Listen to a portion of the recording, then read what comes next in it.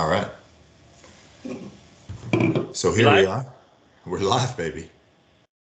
Let's Live do as it. we'll ever be. Um, What is that there? it's a Polliner Hefeweizen, probably my favorite beer of all time. Gives me some more of a nostalgic beer than actually loving the taste. I like how you say that. Have you've been practicing that German? Uh, I have been practicing German. For the last 18 years, I've been practicing German just for And this moment. Spanish, Richard. That's good. This is the moment, man. That's good. I need to hear that. That's I gotta hear it, man. Like, let me All see right, here that. we go. Yeah, I gotta hear the pour. Oh shit, it's next to my ear. Ooh, That was good. let's not That wet had the baby. layers. That had chapters to that. Okay. Oh, I like it. Yeah, that's a grown man's pour right there. You gotta make sure you leave some of that carbonation out. Well, actually, I'm gonna go with something It's that rude you of me. probably know what Go this ahead. is. OIB, Zone. That's also a No, no, German yeah, German it's a word. lager. Yeah. What does it mean? Uh, Do you know? It's like a Zone? sun. Like Sun. Yeah. really? Not a That's sun. not I a son never and daughter. A sun in the sky. like a sun in the sky. Yeah. Yeah, So actually, for one those, one of my good friends of mine, a good friend of mine gave me this beer actually, and it was the first beer that I put in my freezer recently. you put beers in the freezer, huh?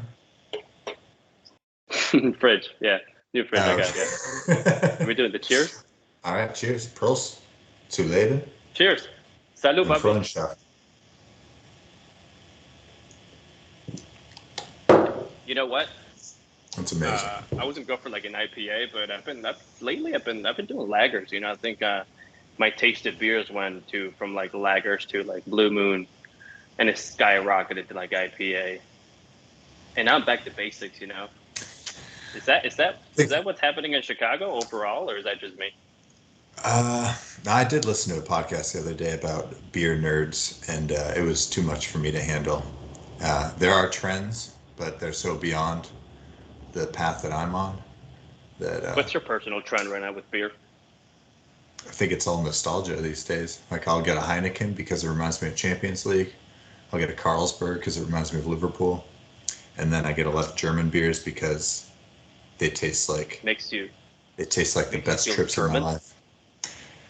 I think it brings me back to my roots in a sense. Yeah. Did you have a lot of like German beers in 2014 Brazil? I mean, that must have been a good workup for you. In Brazil, yeah. No, it's mostly Brazilian beers. Can't remember what they're called though. But the big memory from that though, it was a sad state of affairs because we went to a game in Fortaleza, I think, and like the stadium was in the city, and there was this long passageway where you had to go through. It was all the people attending the match. It was like a mile walk, and then it was all fenced off, and they only had official FIFA sponsors who could sell the beer, and it was such bullshit. So it's like you're paying $5 a beer, and then right on the other side of the fence, there's like people who would be willing to sell it to to you to for to two. sell it to you. Mm. Yeah, it was really a sad time. Something similar to this last World Cup too. A little. Well, I don't know what exactly happened, but I know there was some type of sponsors deal with Budweiser, and I kind of forgot what happened. What was it? They couldn't sell in the beginning or something. I think in this last World Cup they couldn't even sell in the stadiums, but Imagine.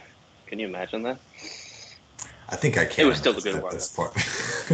Still a I good don't World think Cup. I could have imagined it 15 years ago, but I think nowadays I'm like, yeah, I think I can imagine it. But Yeah. Yeah, man. So yeah, what's going so on? What's up with you, man? so What yeah, so why are we here? Why the hell are we can you tell here? us? How did I this can tell happen? you so much right now. And so I'm at home. You're at home. Are you at home? I'm actually home. Yeah. Okay, for a second I thought you were in your office, but okay, you're at home. We're both at home. I got the baby monitor to my side. I got a cat locked up in the kitchen behind me. A lot of variables to work with. But we're here because we want to have conversations, and we want to have meaningful conversations about who we are, what our passions are, where we're from, Yeah. what we're thinking, Where we're and headed, where we're and headed.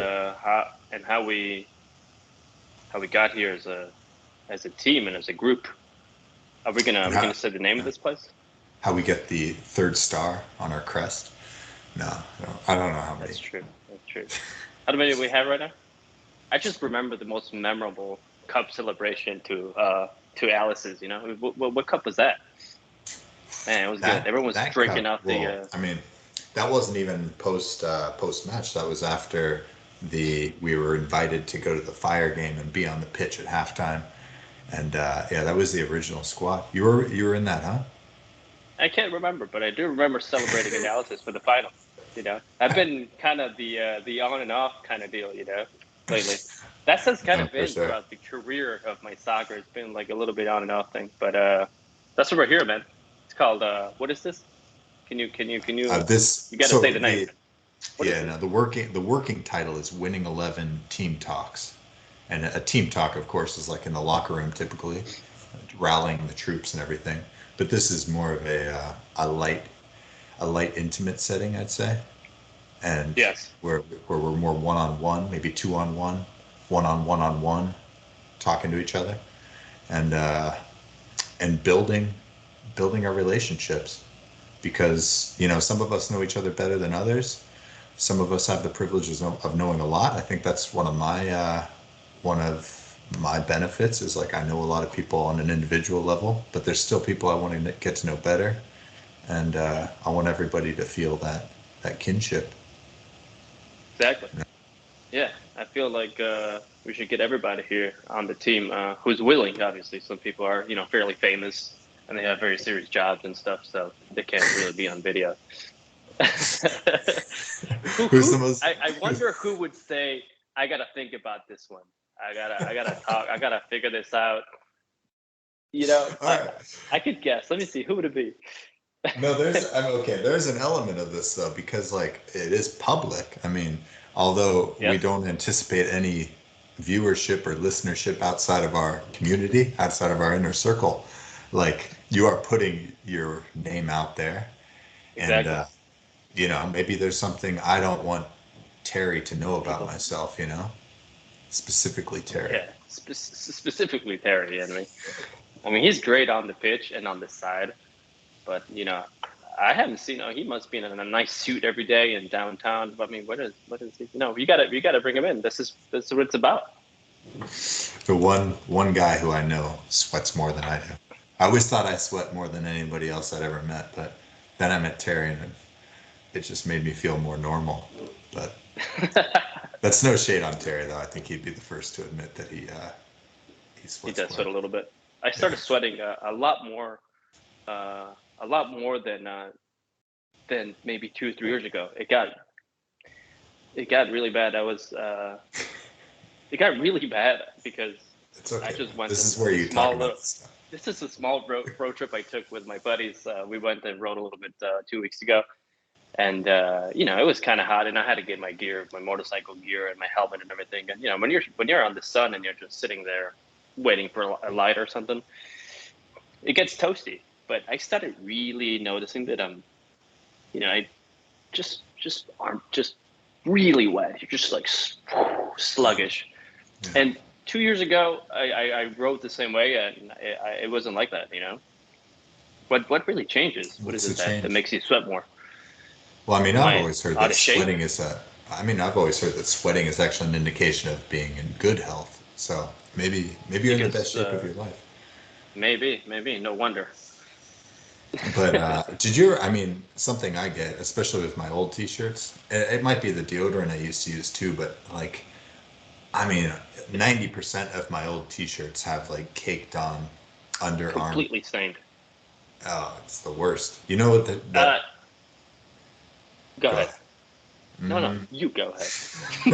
No, so that Winning 11 shirt that you made, it's like side issue, the one with the lion on it that I just stole from The white one? A Japanese pro wrestling. Yeah, the white one. That Yeah, yeah, thing, yeah. I I probably wore that one time, and then ever after, I was embarrassed to wear it just because like it's like brown, it's like shades of brown and orange. It's Yeah, like a I actually, desert scene. I have the same issue. I just went to my closet yesterday, actually. Connie's been telling me to clean my closet. There's a bunch of clothes that I just don't use anymore. And finally, yesterday, I just took a bunch of stuff, and there was many of the shirts that I was like, "This is a great shirt," but then you have all that stain under it, and it's like I don't have the muscles to just completely cut it and just make a muscle shirt out of it because that's just not where I'm at right now. So I just kind of gave it away, and I took it to the office, and I told them, my Nico and all them, but I man, just accept this stuff, except those things. I just had to throw them out. I don't even want to take it to Goodwill or anything. Yeah, yeah. So You there's got to be you a don't good have to way. push I know this off on anyone. No, it's weird. I wonder if there's a there's a way to solution to that. actually clean that. I'm sure there's a solution to that. I Yeah, Who I don't knows? know. It's weird though. I think But about when I put on one of those shirts. Like, are people even looking at my underarm? Like, how often am I raising my arms above my head to make a difference? I have But noticed anyway, you've been walking like this lately. definitely as like an adolescent, I was like fully aware of anything like that. I would I'd Hey, mask it what's that well. Malort there? What's going on with that Malort there? Oh shit. Oh, you have yours? Oh, look at that. It's weird. A lot Hey, of times I just have it lying around, you know. yeah, You carry I know I know I have a big one, but this is two shots, I think. how Uh, close do I have to, or how far do I have to put mine, and how close do you have to put yours to make it look like they're the same size? See, this is you really need the video feed to see this kind of entertainment. If you're listening by audio, I apologize, but we're both we holding up apologize, man. below. I got the big Yeah, Malort, just different sizes. Boris has a small, and mine, I was lucky enough to have just like maybe a shot and a half. You've been busy with that bottle, man. You okay? You okay there? Or I mean, something like that, Everything all right? or else there's issues in the household. But Well, let's but take a quick shot. Let's see if we let's can do do it. this. This is the inaugural pilot episode, Winning 11 Team Yes. Talks. Talks are always a little bit better when they're loosened up. So, Take a good old Chicago Malort shot. all right, cheers.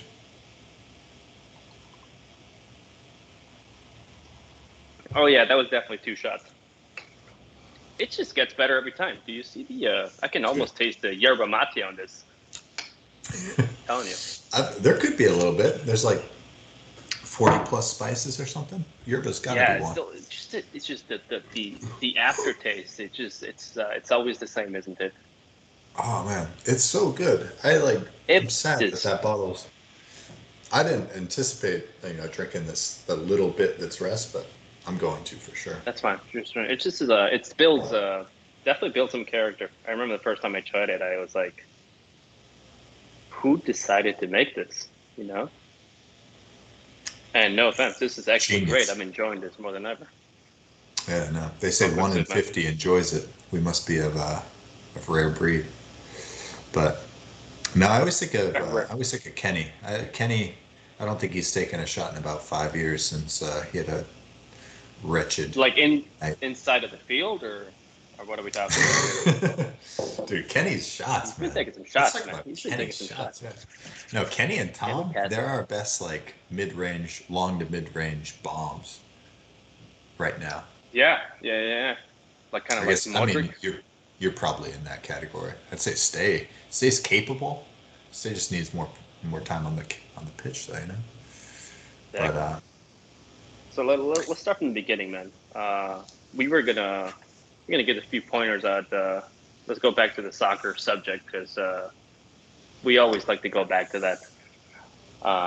Tell me a little bit about yourself, man. Something that I don't know, and we've been having these conversations, at psychics, at older, being at many places, and I never asked you a bunch of these questions, yeah, no, I soccer mean, questions. where do we begin? Yeah, I think that this is the kind of fascinating aspect of this project is that like I want to know like what Marvis's relationship to soccer was when he was 8 years old. I got the chance to talk to his dad a couple days ago actually, and he was talking about traveling to his games with his mom, who was always like really vocal and all this stuff. And like that was like, man, I want to just talk about this for a couple hours. Like, what was he like as a player? Did he play the same position? So, I mean, if we can Exactly. glean this type of information off of each other from the source, I I mean, can't. that would be something fun to do. Get some family members from the team to do podcasts with. That'd be kind of fun, actually. That's like season 6, man. That's next level. That's season 2. That's season I 2. don't know. Okay. We have no idea how many episodes are in a season right now. If it's 52, that's like, could you imagine if we do this weekly? Everyone's just signing We're gonna up have for to. the list. We're gonna have to buy some cloud storage. That's what we need to do. Tom signing up like 4 spots at a time. Like, Tom, we can't have you on 4 weeks in a row. He would be such a good. Yeah, he'd be talking, man. He's gonna be talking. So tell me, Richard. Dude, could you a brother Tell me, episode? man. Yeah, go ahead. Oh, Okay. wow. I'm How did you more get specific. started with soccer, man? What's going on? How did I What get started happened? with soccer? All right, so my family is like a soccer family. It was like there was no other options. I think in my town, I don't know anybody who like grew up playing Pop Warner football or anything like that. There's just soccer was the standard. This is in Meta Vista, Northern California, very rural in the foothills of the Sierra Nevadas. Gorgeous, pine trees everywhere, real grass, of course, and nice community too. It wasn't like super affluent.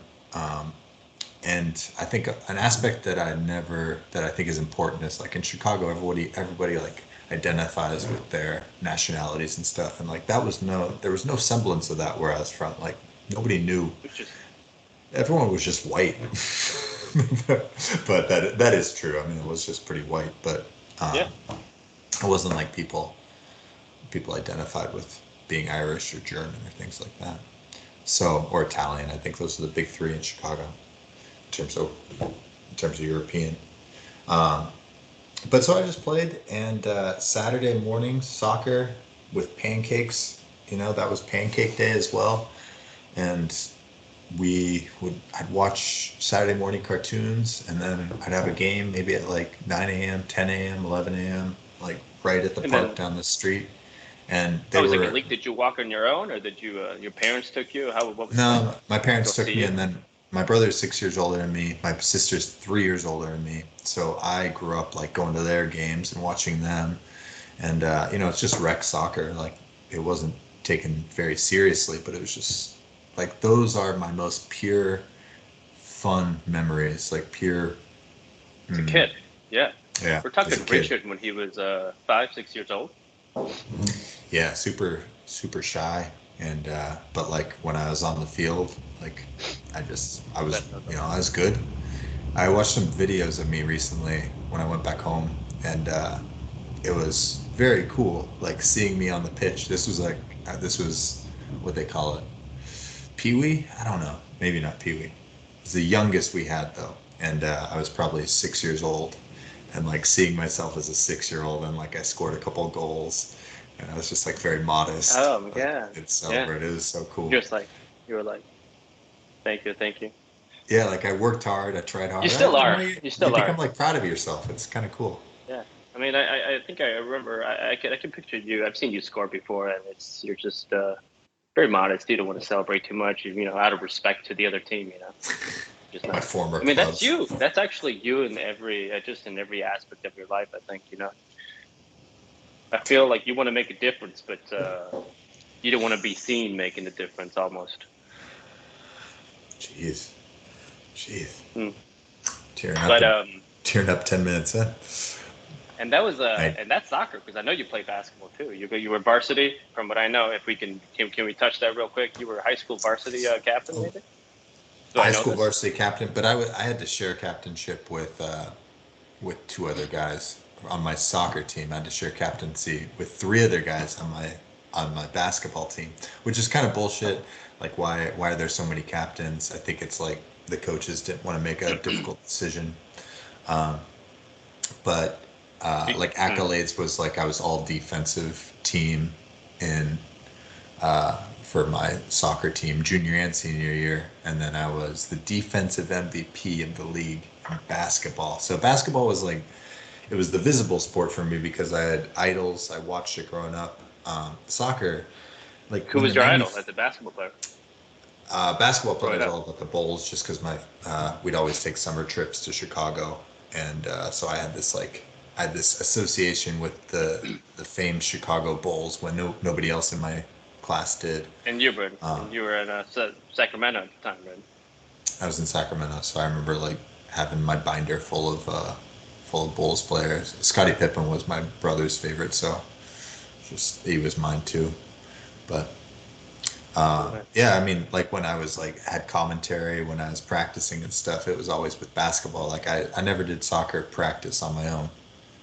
It wasn't until like college that I saw the Champions League final in 2007 with Liverpool. Oh, it might be 2005, 7, I'm not sure. I can. It's 5, I funny think. how I didn't watch much soccer, during those times from 2000. I've never really watched soccer until very maybe 2006 and after 2007. But it was just kind of the World Cup and some, River, Boca Juniors, stuff like that from Argentina. Uh, it was more Yeah, just that's like how I've playing, always.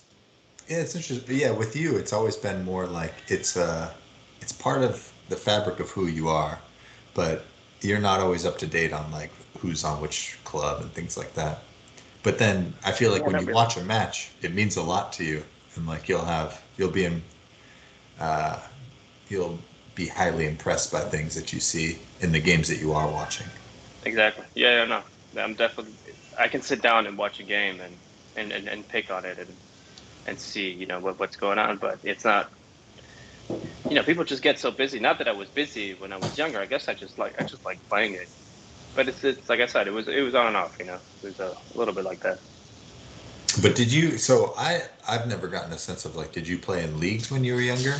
Back in, I mean, you came to the U.S. at 13, right? That's my So cat. That's my cat scratching at the trying to get in. gate. There's nothing making noise here. I feel so bad. I should bring a raccoon from outside. There's a bunch of rabbits and raccoons here.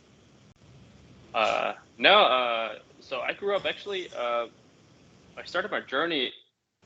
I never actually. One of my neighbors came and to my house, and he's like, "Hey, would you like to start playing soccer?" I was 5 years old, 6, and I lived about a block away from a cemetery, literally a block away from a cemetery, and that's where we actually played soccer.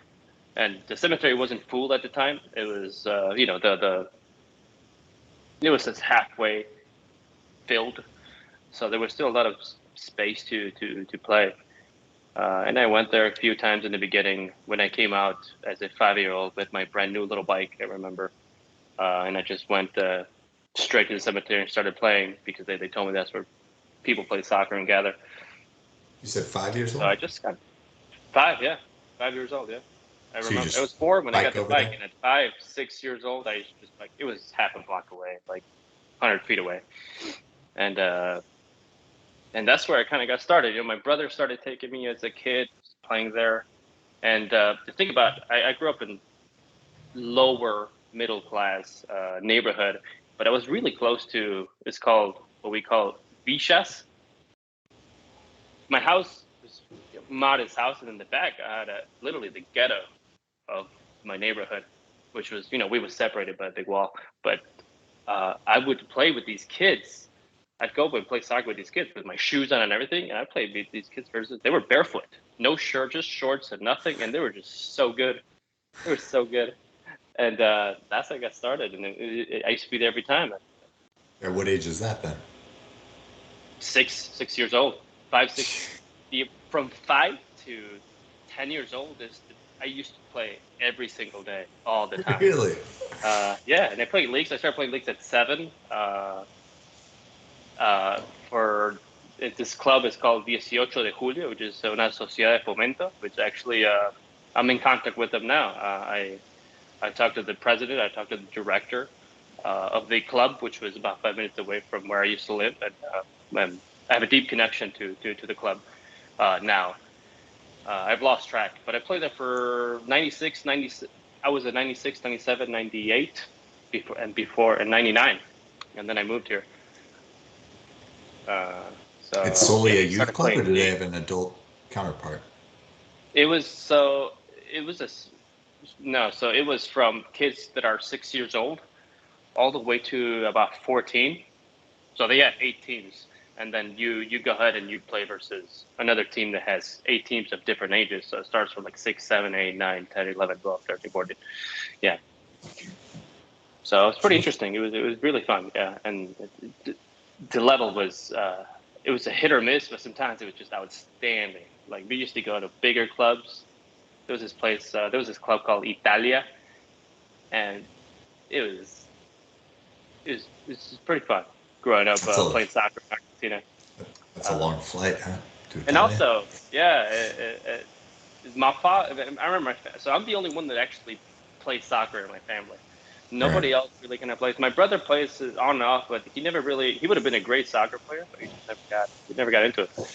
Yeah, he seems like I'm the only a one. quintessential midfielder, really. I mean, like, he just seems like he would have complete control of the center. But I remember him Yeah, coming out to Margate a few times. yeah, he did. No, for the amount of time that he played. Uh, I think he's a really good player. He's fast. He's fast. Fast. I can remember we had a team in Chicago back in like 2007, 2006, and he was really into soccer at that time. He was the one organizing, and I remember this one time uh, we were playing, and for some reason we had the ball in the back. So I looked back, and my brother was there, and then for some reason I looked the other way to see where the playmaking was going on, and I looked back again, and this guy was already in the area pretty much. There was no offsides in that league. He was just one of the quickest players I've seen. Uh, so you know, too bad he didn't play enough. He had other responsibilities in his life, like taking care of me. Uh, my brother's been an essential part of my life. He's not just a brother. He's a father to me. He's a friend. He's a little bit of everything. So And one day I got to enjoy he'll more be than on that. this podcast. He will be. He will be. Yeah. So, what happened in the transition when you came to the U.S.? So did you play in high school? Did you play in middle school? So yeah. So pretty much from 5 to 10 years old, I played, and then from 10 to 14 years old, I did not play. Uh, just I new kind of neighborhood or from what? 10. No, no, no. So I was still living in Argentina at 10 years old, but after there was my father had left. He was the first one here back in 1999. Yeah. I think I was 9, 10 years old at the time, and he came, and I just kind of stopped playing. I wasn't really in any leagues or anything. Just kind of hanging out. So Going to school. Then he was maybe the one who was uh, taking the role of like signing you up to play on the club and stuff. yeah, no. To be honest, my father was totally against me playing soccer. Totally against. Ah, He did not. yeah, he There was put you many in. times where, yeah, he was many times he did not want me to play at all. He would prefer me sitting at home or just doing something, or reading a book or something, or doing something that he thought would serve me better for the future. Because I guess I understand he didn't want me messing around with the wrong crowd. I mean, I would go out there and play with people that maybe they're bad, and he just thought it wasn't the right crowd, Yeah. and I understand it now. So yeah, dude, my father didn't watch me play soccer till I was 21. I think 22, that was the first time he watched me play soccer. So a little bit sad, but I totally understand where he was coming from at the time.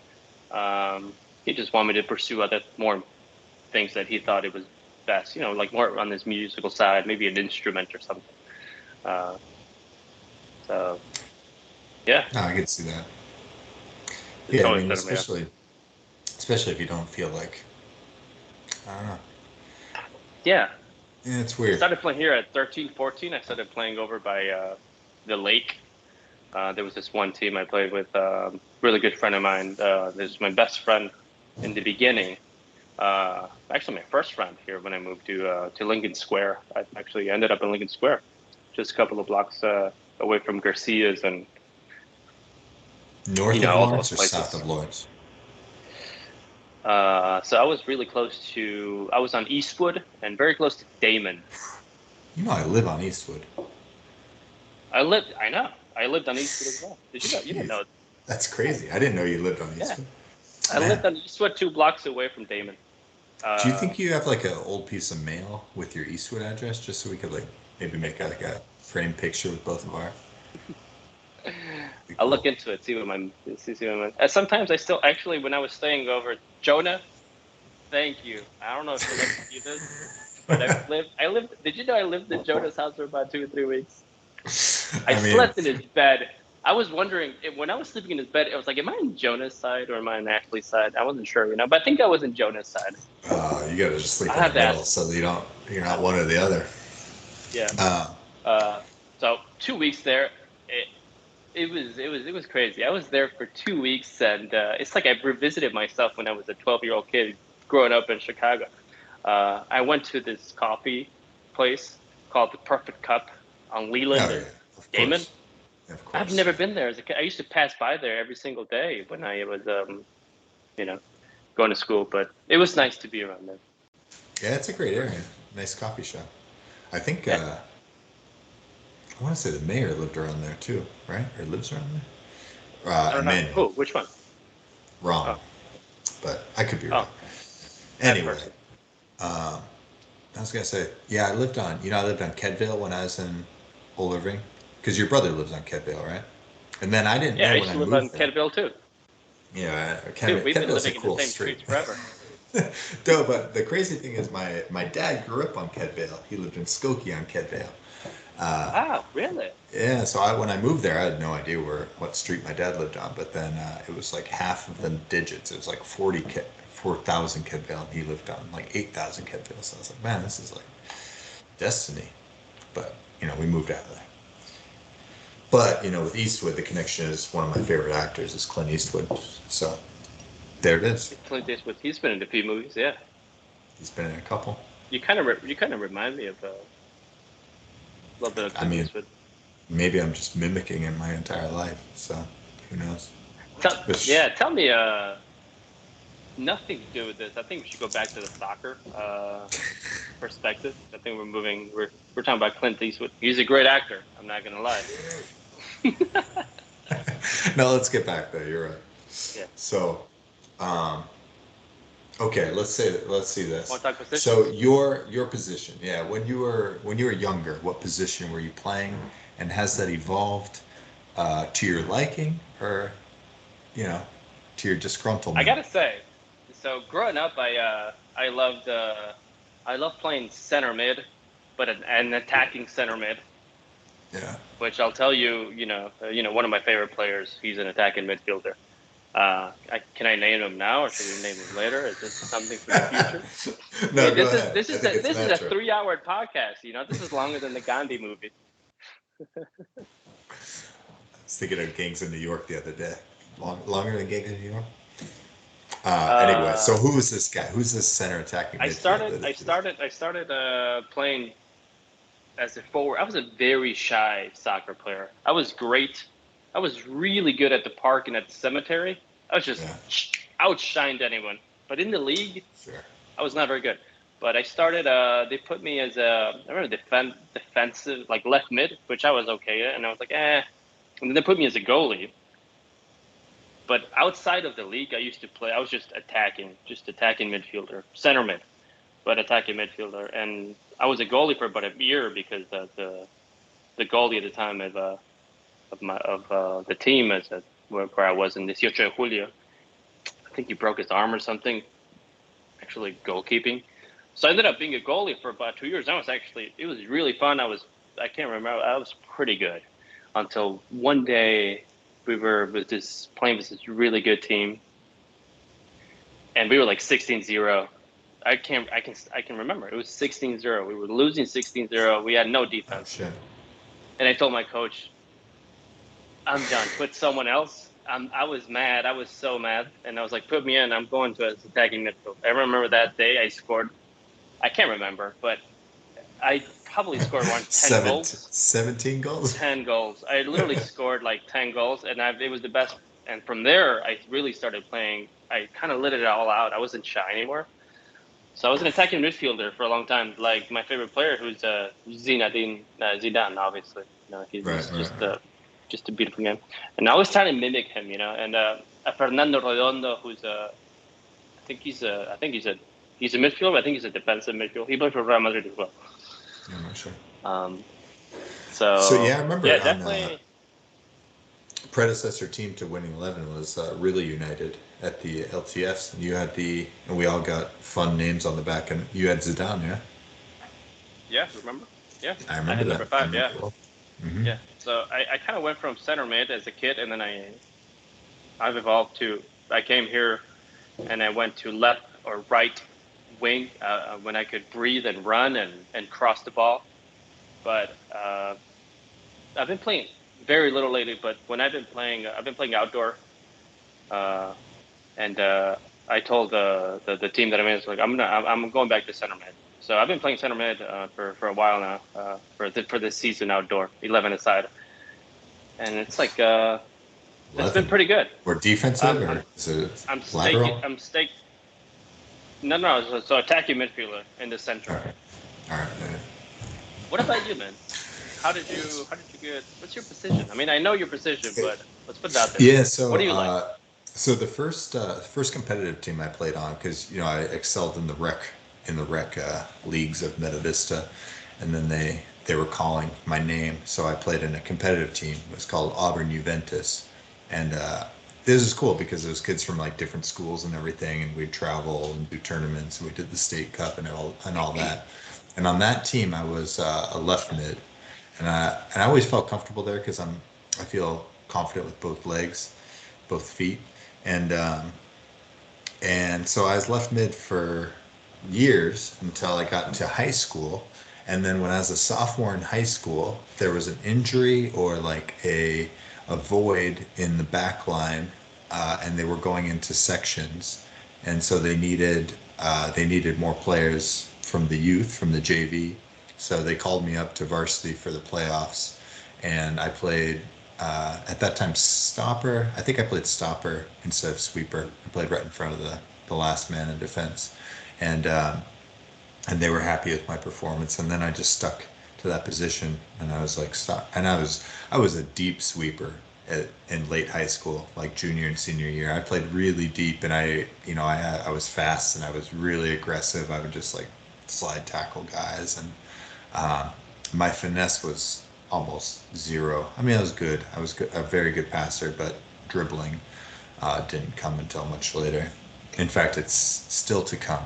I have not yet become a good dribbler, but yeah. So and then once you're tagged with like, I look like a sweeper, I look like a center defensive man. So uh, a lot of times it was like I was asking to be a part of teams, and I wanted to just make sure I could prove myself. And a lot of times if you come in and you say you're an attacker or something, like you're not going to be welcomed with open arms. But if you say you're a defensive line, then it's a lot easier to be embraced. So So that's kind of the you story. you you mentioned that I just asked you what position you play and said that you've used the word stuck twice. Do you feel stuck in that position, or like what's going on, right? No, I mean for sure. Like Because there are listen, I'll tell definitely you, I'll be times. honest with you. I see you in the back, and there's many times that you go and push, You're really good up there. You're really good at getting the ball, controlling it, and shooting. And it is. Did you ever think like, hey, maybe that's not my position, or what's going on?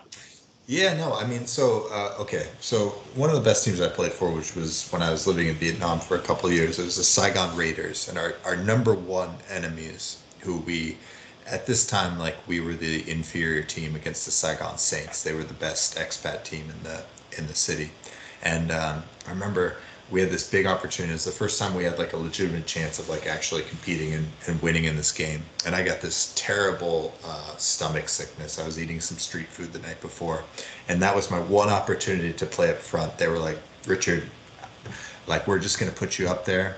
You say you can do it. And I was so sure of myself, and I was so excited. I remember the anxiety before that match, and I was sick to my stomach, and it was like I failed because I was just like puking in the locker room. And it was a locker room too. It's an actual like cool locker room. Oh wow, you But guys had a cool locker room. yeah, Nice. it's like it was pretty bare bones, but it's a locker room.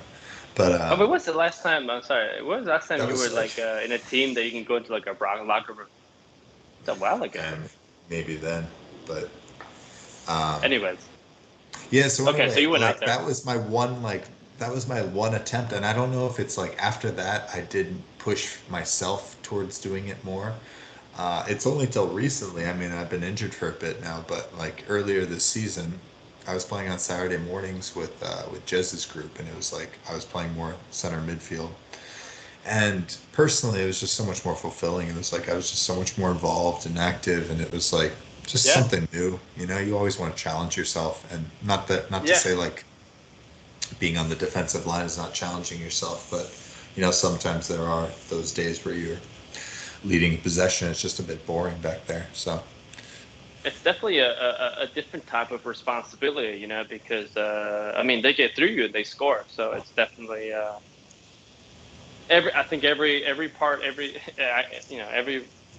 position is as important, but what is worse, being a defensive sweeper and getting somebody to score on you because of your fault, or is it worse being a forward, an attacking midfielder or something, and not being able to score? What hurts the most? And I feel like you've been in both. I feel like you've been in both positions. I think more, maybe more than I have.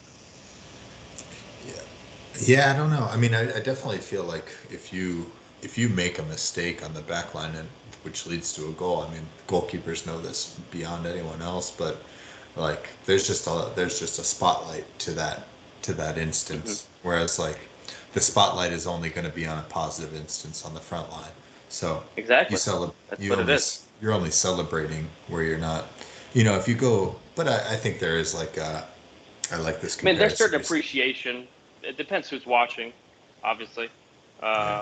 There's definitely an appreciation of of great defenders in history, obviously. Uh, so I think you're okay, man. So you still got a couple more years in the soccer field. What's going on? Are you ready to Yeah, I mean, retire? I don't want to get into the weeds. I'm definitely I got more games in me, but there's some variables that we'll have to wait and see whether how my body holds up or how my right knee holds up. But yeah, you know, in talking about the game, it's like you think about our audience, and it's crazy like the knowledge that some of these guys bring to the table. And like, I mean, I'm sure you've been in a case where I get intimidated, where it's like I feel like I need to put out the best little piece of Paragraph insight and the that I footy fellas. have. Yeah, and it's only recently where where I feel like what is my narrative in in this greater conversation of like what makes a good footballer, what makes a good team. Like I do have something to contribute, but it's not the tactics of a Mike Kuchek. It's not the uh, fucking like mm, cerebral uh, cerebral insight of a Pondy. It's like something, you know, Yeah, something I else. feel I feel like they definitely Mike and Tom and Jess and Pondy. They definitely dissect the game in a way that I sometimes I just can't comprehend. Yeah. I feel like they see many things outside as a coach. I mean, I think that's a coach, the coach's way of looking at things. I feel like maybe, in my opinion, for me, it's very instinctive. Soccer is so instinctive to me. It's just, it's spontaneous. And then analyzing, I'm not very good at analyzing the game. In the moment, analyzing in the field, I think I'm very good. When to speed up, when to slow down, when to attack, when to defend, when to open up, when to not in the game. But outside of the game, or when I'm watching a game, I can't quite, move the pieces the right way as a coach. And I've had the chance. They've asked me, "Hey, do you want to coach? Do you want to do that?" And I always Is this said no, just because I don't think I can do that. How'd So Wanakatlan I'm respond to it? always To your and decline? and and no, I was never a coach. I'm playing with them right now, but I play once a month. I Oh, wish I could be bro, there more. bro, bro. Oh my Sorry. gosh. This guy's on a different podcast with one of Cutland guys. No, there's no Oh, pod. dude. It's just a Facebook Messenger group, and it's Who's on Facebook these days? Jeez. yeah, no, but it's yeah, the way they dissect the game, and then the long paragraphs that they send is just it is intimidating. I don't know what to say, you know. Yeah, no, it's very interesting. You know, I wonder. like, I really wonder what like Wxitt really thinks about all this. he thinks it's like astrology. Does it happen to He you? thinks it's like Where sometimes, it's not actually, it's a fake science. yeah, it's like sometimes I'm just, I'll be doing something and I was like, I wonder if Wxitt really cares about any of this, you know? No, I mean Does that happen to you? Yusuf is like an extension of you, where it's like you care more about playing the game, and if there's a game on, you'll watch it. But like Yusuf, I feel like if there's a game on, I don't know if a 90-minute game can keep his attention. No, I think he's That's no really worried slight to about him. I think he just has other things going on. he's a busy guy. He's And it'll be a hard damn to busy get this guy. guy on a podcast. That's gonna be hard. You know, he just moved. He's like building. He's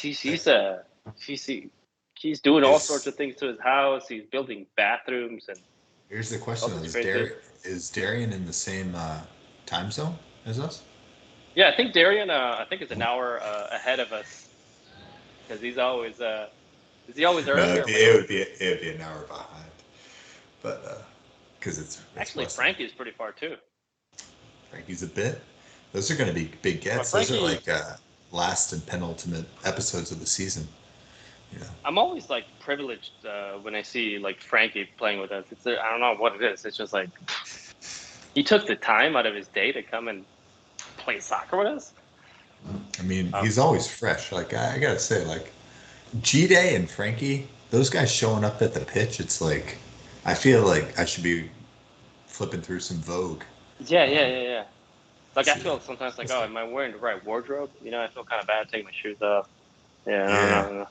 But No, you're very he actually a self-conscious. few weeks ago, last time I seen Frankie, no, last year I think he complimented me out of I think I was wearing a jacket or something, and I was like, I don't know, man, that just really hit me here. I felt like, oh, dude, if Frankie think this is fresh, I'm doing good. I'm doing good. Oh, jeez. Uh, Yeah, that is I good. know. You got that jacket right now. It has like a very unique texture. I admire that thing.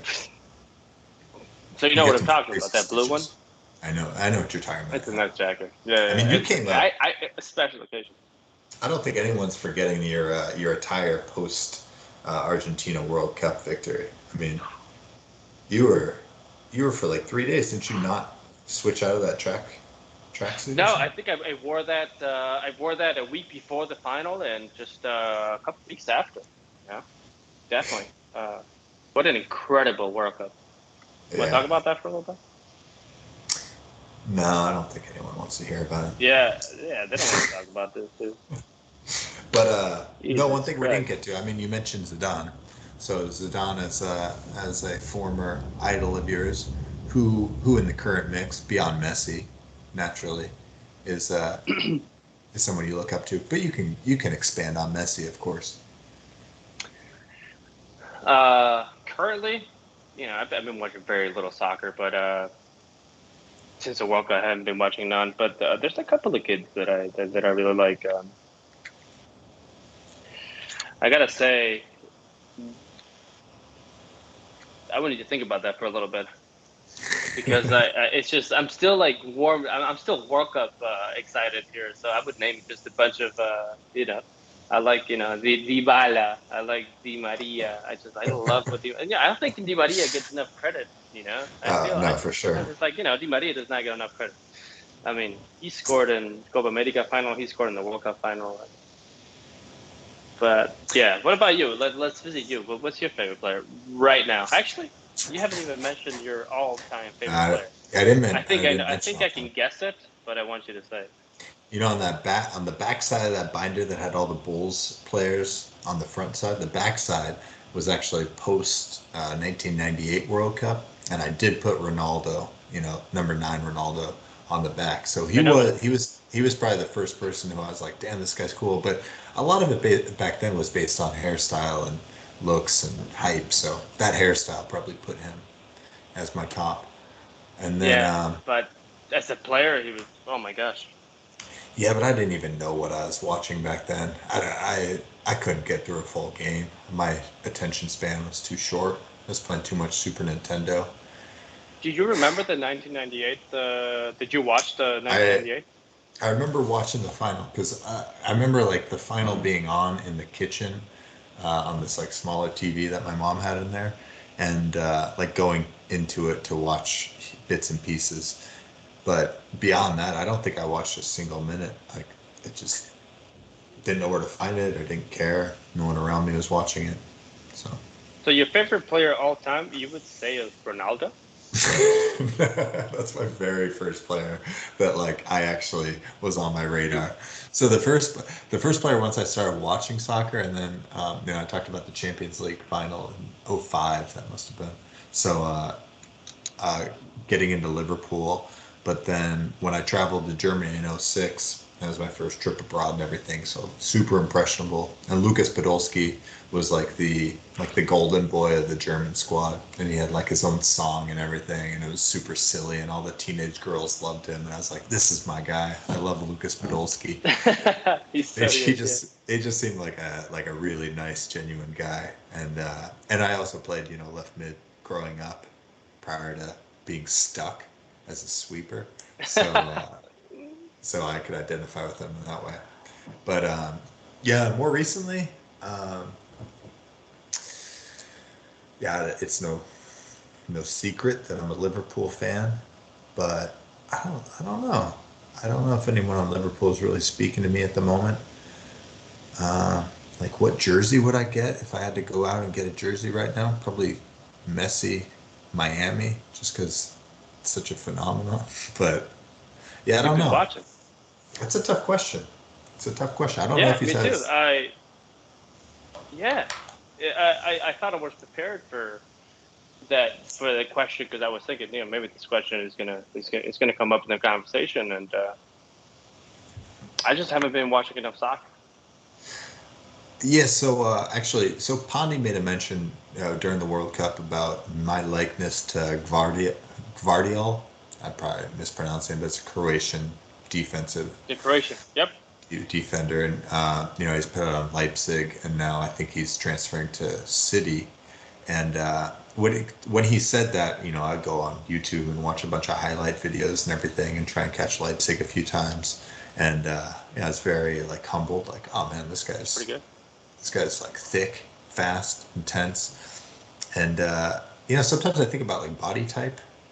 Like I like players that have the same body type as me because you can imagine yourself in their shoes.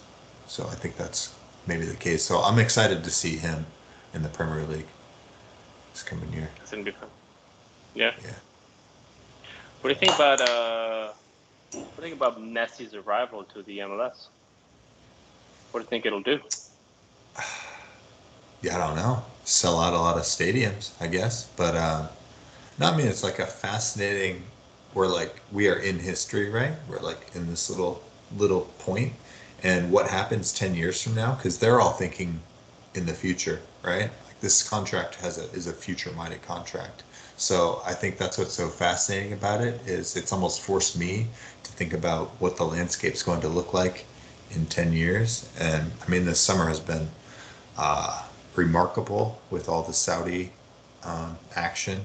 And then with Messi coming this way, it's like, is there going to be like a spreading of talent and quality across Yeah, the globe? yeah. I would hope that that younger players can start coming here and evolving as a player and building their careers from here. Because right now, we have Busquets, Jordi Alba, and Messi, and other people. But these players are in the end of their career. Yeah, no, So that's always been the in the case. future, Yeah, it can be a little different. yeah, and I know Toronto had like Giovinco a while ago, and it was like one of the biggest signings of like a player in their prime or even pre-prime, and he did wonders in Toronto. And then you need more players like that who are like in their mid-20s. But, until it, now the Saudi league, it's like they're kind of doing that. Like there's a few players who are going there now who are in their late 20s, but that's a whole nother conversation that, again, I'm thinking about Terry listening to this, and I can't talk about this stuff knowing that Terry knows 10 times more than me on this subject. No. Jesus Christ. Well, let's talk about something else. You're a defensive midfielder. No, you're defensive. You're a sweeper. I'm the stopper. You're a stopper. How does that translate to your life, your personality? Yeah. Okay, let's say this. There's a glaring omission right there because I was talking about my favorite player, and then, my nickname to many is Der Kaiser, and Der Kaiser is obviously a reference to Franz Beckenbauer, amazing, yes, 60s, 70s German defensive man who went up a lot of times and like scored goals. So I think that's why I adopted the name. And then I got this track jacket in 2006 that has the stitched Der Kaiser portrait on it. So that's where I kind of like adopted that name. But no, there is an element like, okay, there is this sort of thing where it's like, where do you want to play? I was talking about like I'd love to play center midfield. I'd love to play up top. I think I could be useful up there. But if I was on the best team that I could deserve to be on, right, at this point in time, or even like 5-10 years ago, I would probably be a center defensive player, whether it's sweeper or stopper, whatever formation you're playing. So like this is where I feel like I probably give the most utility on a team that is of the highest quality, right? So I think there is an element of this is the person that I am because I don't like to spread myself thin, and that's in like my personal life and on the pitch. You want to be compact, you want to be secure, you want to make sure people are being responsible for their men and for their positions, and I like that order in my life. And then, I mean, physically, again, like I'm tall, I'm strong, I like to shut down key players on the opposition, so stuff like that. So I do think it's like there's a congruency with who I am and where I play. But so what are you? Is there a that's cognitive? your personality? Yeah, my personality. I mean, my personality. I don't even know. I don't. You're telling me I'm humble. I'm like, I don't. Am I? Am I though, or is this all an act? I'm not quite sure. Am I? Nah, you're pretty humble, man. You're pretty humble. No. No, I think I don't know. My personality, it's almost easier to have somebody else tell you what you're like than talk about yourself. Well, we'll have Tom Kuchek tell you about your personality. How about that, man? All right, that's an invitation right there. That sounds like an invitation, lead into episode 2. Yes. So how about you? Did you ask me something? Well, yeah. Is there this term cognitive dissonance, when there's like something you believe, but the way that you act is not in line with that belief system? So I'd say like this like talk of position and personality, there's like this opportunity for cognitive dissonance. So I've known you playing on the left side a lot, and is that how you see yourself? Is that your life outlook? I've never thought about that question about the correlation between the way I play soccer, the position I play, with my personality. But I feel like every time I do get on the field, I feel like, as every soccer player feels, is the responsibility to make a difference and to be in control, but also not give too much away. In the beginning of most of my when I play soccer, I feel like I'm playing usually at 50-60%. Right. And only when it really matters is that I give my 100%. And I feel that's a little bit, unfortunately, how I live my life. I feel like I'm stuck at like 50, 60, you know? And then, it comes to Friday and it's like, I got to give it all, I got to really be in here. Uh, but going back to, I started playing attacking midfield again. And I love being in, just being able to get the ball and connect the defense to the attacking. Uh, I love being a part of an important part of the team, and I think that comes down to my personality as well. I like to to receive something and being able to give it to someone else in a I way. mean, if I can impart some observations from my time as your friend, I mean, like you are the ultimate party host. Like when you are in your element, you are the center of this world, and like you're working off everybody. You're making sure everybody has what they need. You're like touching bases. So I mean, yeah, quintessentially that is like, and you're active too. You're not like reserved like a CDM. You're like a everybody goes through you in order to create Yeah, that energy. yeah. I guess you're right. Yeah, I never thought of it that way. But thank you. I'm gonna write that down. I'm gonna make sure that's in my Instagram bio next week. I'm hoping I get more followers with that. Thanks, Richard. Is that the next step account? Like, Yeah, probably the next step account. I Yeah, could write a Yelp review with that. yeah, That'd be pretty helpful, yeah, right? yeah. But first I gotta make sure I install a unit for you, man. That's the first thing. That's a big conversation. I don't want to get into that. Yeah, I've been But I've, let I've me. I've been trying to I've been trying to sell your products for years, and never happened. I just Huh? bait you along to give me more and more in that. So no, I don't think so, man. That's just a little bit not what I'm looking for at the moment. No, man. We should talk a little bit outside of soccer. I know. You know, what are we like outside of the field? And besides friends, what are your major responsibilities right now? What is your Oh number boy. one priority right now? I mean, And as you know, responsibilities. I'm a father of a 17-month-old. I got the monitor right here. If he wakes up, we have to put this Yeah. conversation on pause, which would totally suck. I can't really imagine resuming it after like 15 minutes of singing some lullabies. So that's my number one responsibility. Summertime right now, but 2 weeks school starts, and then I'm Mr. Schreiber, and I'm Mr. Schreiber to like 500 middle schoolers um, who like me, who I think trust me, and that's a lot. I mean, it weighs on me, and I think it's like it's kind of who I am because I maybe I'm not quite as reckless as I once allowed myself to be. So I'm definitely not as reckless as I used to be. So That's a good thing. yeah. Oh, and then there's a wife too, but she gets the scraps of everything that I have.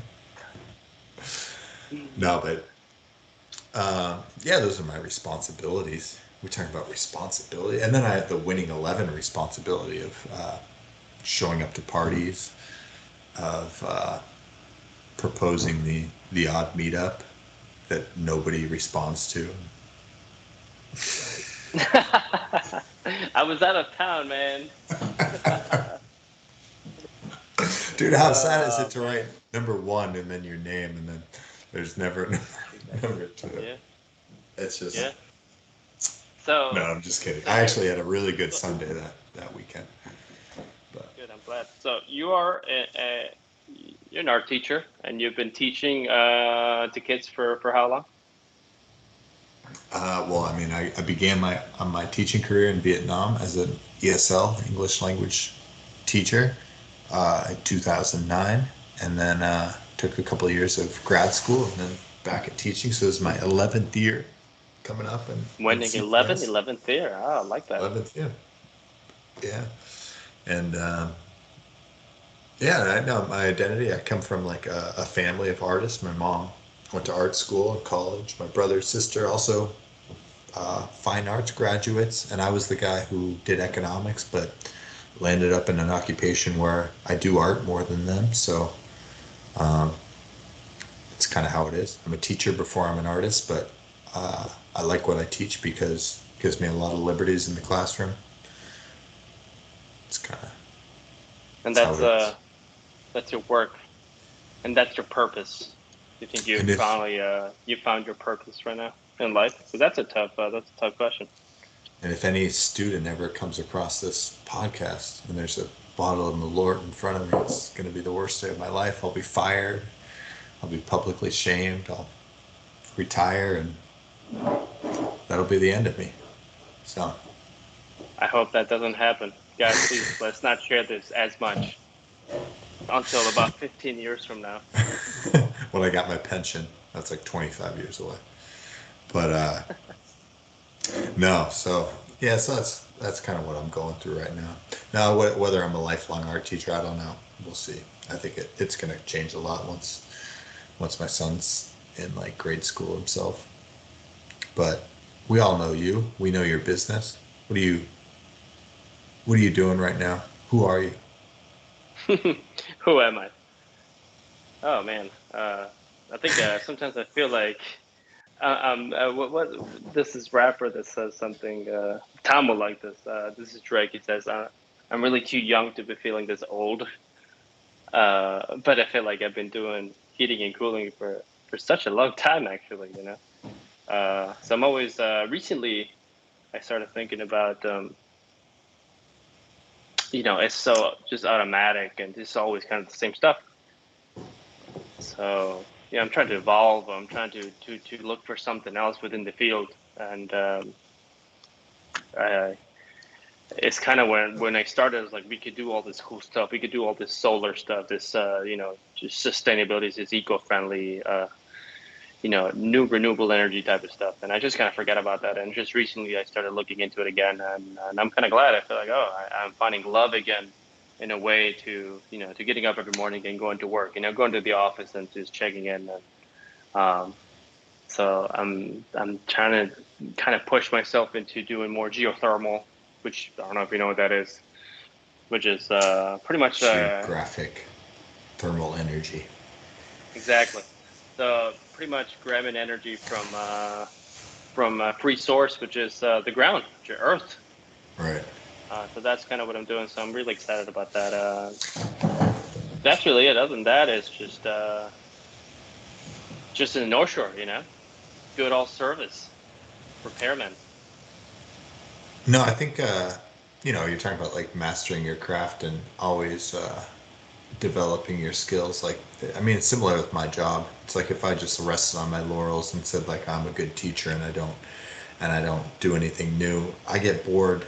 I don't feel like I'm the best in the field, and then you lose passion really quick. So it's like, I mean, at a certain point, you have to identify with what you do, I think, and part of that is uh, taking the initiative to like try and be the best, you know? Yeah, or trying to make a difference or do something that devolves not just for you, but for maybe the field, or I think you have a bigger responsibility than me as working with kids and you know, Yeah. but it's true I mean, in a way. they're different responsibilities. I mean, yours is more centralized into like a customer experience where it's like, the one thing I always think about, my sister did yoga teaching for a long time. It's like those are paying customers, right? So if like you upset, or if you don't have a good class, or you don't instruct a good class, like they have a right to be kind of upset because they paid for you. Like my kids, it's public school, no one's paying for it, so like no one can be upset with anything I do. Yeah, I of think course I have to look after them, but yeah, uh, but I think for you, I think it's for you. It's kind of like a long term view because when you're teaching these kids, you're not just thinking about them presently. You're thinking about how is this gonna affect them in 20 years yeah, from now. I mean, you're trying to make an impact. If if I was in your position, the way I would do my job better is like, how can I make sure that these kids remember me or something? It's yeah, like, it's weird. oh, right? It's No, like, it's oh, it's man, it's pretty weird in that way because it's like your ego is inevitably going to come into the picture where it's like, well, in order to be impressionable on them, I need to be a character that is memorable. But then it's like you take a step back. It's like, well, is the point for them to remember me, or them to remember the techniques that I'm supposed to be teaching them, because ultimately it's like you have a job to teach a subject matter, and mine's art. And I think there's like this balance there where it's like, well, I need to be a character. They need to like have positive associations with the classroom and everything. And on top of that, which is something in my early years I don't think I prioritized, but now it's like, okay, I have to be like the uber professional too, where it's like I want them to be the best in the city at like making art as a middle schooler, and that's where there's like this newfound pressure, I think, for me, where it's like at this point I'm not just going to allow my reputation to carry me through. Now it's like, what's going to be the best lesson I can develop and stuff like that. So are these things, do they come to mind the same way where you're picking out a song at Psychics or something like that? Like, is it going to be memorable for these people in 20 years from now? I think there's a shorter lifespan to some of my song selections, but no, I mean, talk a little bit about that. Okay, talking about song selection at Sidekicks, I mean, how much of it is like fulfilling my own niche desires at that moment of what I've been listening to on the radio, or like what I've been listening to on Spotify, your Spotify account, or like what do I think that people like I'm playing to like the stupidest person in the corner of the room who might recognize the song, or that's really what you go by? That's really cool. Yeah. Dude, I don't know what I'm doing these days. I'm a mess. I need like a guidance counselor whenever I walk through the doors of that place. I think I was there 2 weeks ago. You know what I like about Psychics? It's the only place that I feel really comfortable going on my own. Just feel good. I feel like it's a no judge free zone. It's definitely a judge-free zone. I mean, I think it's like the best cross-section of Chicago that any bar could offer. And it's still like a very safe place to be in, I'm seeing like very safe in there. This could be like the nightcap to our podcast. Each episode is like talking about sidekicks. Bring it back home, Yeah. What would you sing right now? That could be Actually, what I would really say that I've been wanting to go to Psychics. I actually might end this podcast and I might just go to Psychics right now. Just get on my motorcycle and just ride there real quick. Actually, no, because I had a beer, so it'll be a little tough to get on a motorcycle right now. But thanks to you, I'm almost done with the Anthony Kiedis book, but biography. What I like. Bro, you've been going front page to back page? Wow.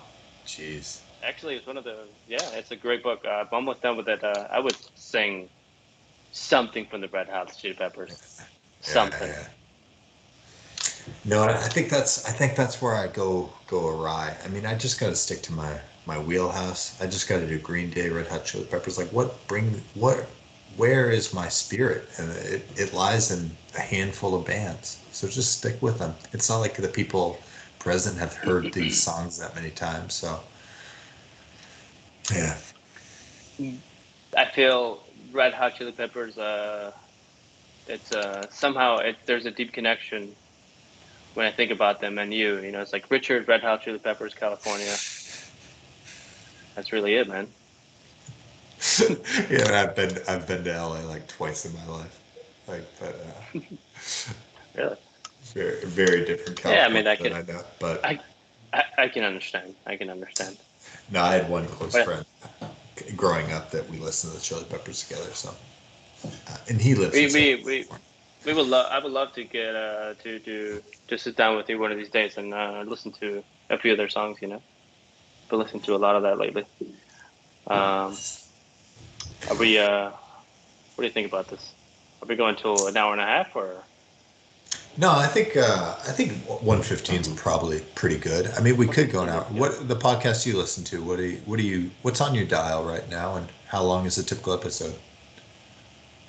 So I'm listening to 45 minutes, maybe an hour. Okay. Yeah, I listen to quite a few. I listen to quite a few kind of long form. I mean, they're pretty much wrestling review podcasts. Some go like upwards of 2 hours. And a lot of it's just shit. I don't know what I'm listening to, but No, actually, so there's this one that I listen to. It's called HVAC School, which is pretty neat, and he has like 10-minute ones and 45-minute ones, and so it's kind of a vary. So which is nice. It's not always a long podcast. So we should do some shorts and some long ones, I think. Yeah, shorts is just like when Richie wakes up and I have to go. It's like, The how's a quick short one. podcast? Hey man. But thanks and generally, thanks for sharing this moment. And I think it's a privilege for us to be the first ones in the episode. I think we should be thankful for that. No, I mean, so yeah, one thing that wasn't said was this is a conversation I had with Pondi. I think I had it with Stefano. I think maybe even a couple other people, Kenny, where it's like they wanted to make a podcast that was based on the Winning 11 family. And, this was just the one that we took initiative with it. So I think a lot of guys are going Yeah. to really hopefully look forward to participating. I mean, I'm so excited. I was looking forward to this all day today. And Yeah. I'm excited. I it's was a little bit nervous, a little bit, but I was like, okay, this is gonna be good. This is gonna be good. And I didn't really want to go much into details or writing too much stuff down or anything. So I think we did good, man. And I learned a few things about you, and I think everybody's gonna learn a lot of things about you that you never mentioned. You know? right, right. Yeah, and we were talking about like there could be somewhat of like a host sort of role in some of these conversations where, you Yes. know, people that there's because we don't want redundancy, of course. So I've got other So anyways, stories in my pocket. But let's do it. All right, man. Let's just hope that Jonah makes it back home safely very soon. And so I would love to see him on. I mean, he's one of the most interesting men in the world right now. uh, for Right sure, now. yeah, He loves being on can't. vacation. He did mention that to me. Like, he's like, I just love being on vacation. He's Jonah been at knows it how for to a while now. relax, man, for sure. Now Kenny's coming All back right, buddy. this week. This should be he should be here when the episode drops. So, all right, guys, Amazing. can't wait to hear the feedback. Leave Let's it in the see. comments section. All right, boys. All right, Richard. Well, I guess we'll just end the call when we end the recording, and you have a good night, man. Good night, buddy. All right, peace, Thanks for brother. having us. All right.